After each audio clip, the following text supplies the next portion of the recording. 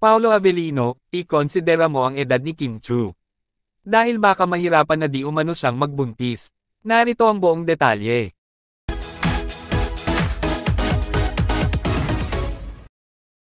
Hindi nga lamang basta love team ang Kim Pao.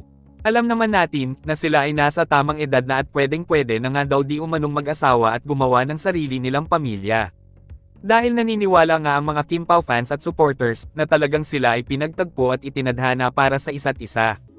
Ayon nga sa naging komento ni Victoria Candelaria, basta ako, Kim Pao.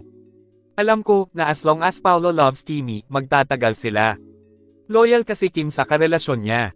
At pagmahal ni Paolo si Kim, forever na sila na. And speaking of durability, payo ko lang kay Paolo, ang lalaki, pwedeng mag-asawa ng 40. Pero ang babae, baka naman bigyan niya ng priority ang age ni Kimi.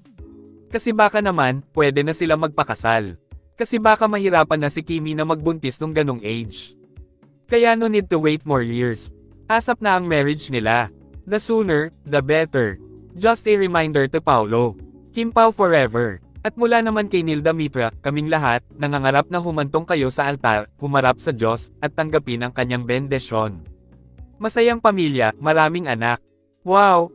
Happy for you both Pao and Kimi. Malakas nga daw ang kutob ng mga fans and supporters na sila talaga ang itinadhana para sa isa't isa.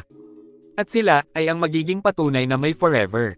Kim Pao is real talaga. Kayo, anong masasabi nyo tungkol dito?